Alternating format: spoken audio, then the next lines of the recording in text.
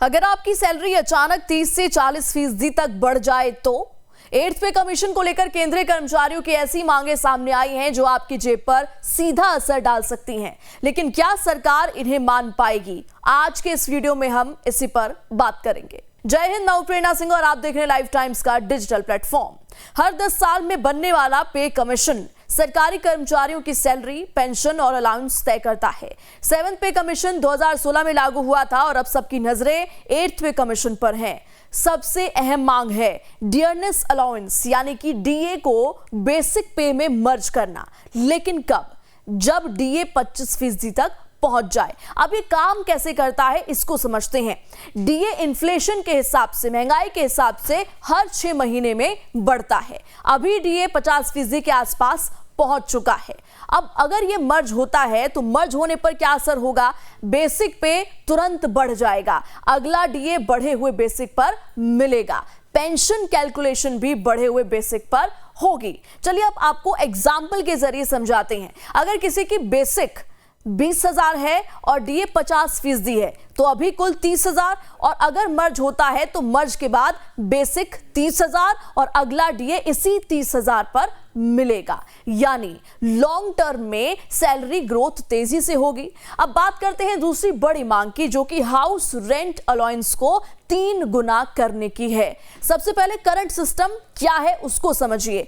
X city metro 27%, Y city 18% और Z city 9%। अब demand क्या है? डिमांड क्या है? मेट्रो सिटीज में HRA 27% से बढ़ाकर 40 से 45% कर दी जाए।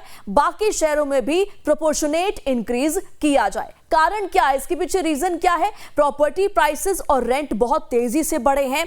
एग्जिस्टिंग HRA ग्राउंड रियलिटी से मैच नहीं करता। इससे मेट्रो सिटीज में रहने वाले कर्मचारियों को सबसे ज्यादा फायदा होता है। अब आते हैं उस फैक्टर पर जो पूरी सैलरी को बदल सकता है और जिसका इंतजार आप कर रहे हैं, फिटमेंट फैक्टर। 7th पे कमीशन की बात करें तो फिटमेंट फैक्टर 2.57 था और नई मांग क्या है? 3.68 या उससे ज्यादा। इसका मतलब क्या होता है? मिनिमम सैलरी अगर 18,000 है तो 26,000 प्लस हो सकती है।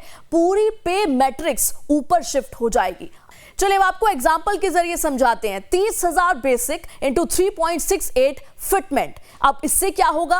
1.1 लाख तक ग्रॉस स्ट्रक्चर इंपैक्ट पहुंच जाएगा अलाउंसेस के साथ। और यही रीजन है कि कर्मचारी इस डिमांड को सबसे क्रिटिकल मानते हैं। सिर्फ काम करने वाले ही नहीं, रिटायर्ड कर्मचारियों के लिए भी बड़ी मांगे हैं, जैसे कि पेंशन रिवीजन बेसिक सैलरी के साथ लिंक्ड हो, ओल्ड पेंशनर्स और न्यू पेंशनर्स के बीच गैप कम किया जाए। इससे करोड़ों पेंशनर्स को सीधा फायदा मिलेगा। अब बात उन छोटे छोटे बेनिफिट्स की जो मिलकर बड़ा फर्क डालते हैं। डिमांड्स को समझिए कि डिमांड क्या है? ट्रांसपोर्ट अलाउंस को बढ़ा दिया जाए, मेडिकल अलाउंस रियलिस्टिक हो और कुछ अलाउंसेस को टैक्स फ्री किया जाए, टेक होम सैलरी बढ़ाने का इनडायरेक्ट तरीका निकाला जाए। सबसे बड़ा सवाल, क्या सरकार ये सब मान सकती है? अब इसमें कुछ चैलेंजेस भी हैं। चैलेंजेस क्या है? लाखों एम्प्लॉइज प्लस पेंशनर्स यानी कि ह्यूज कॉस्ट, फिस्कल डेफिसिट बढ़ने का खतरा है और राज्यों पर भी फाइनेंशियल प्रेशर बढ़ सकता है। 7th पे कमीशन लागू होने पर भी सरकार का खर्च काफी बढ़ा था।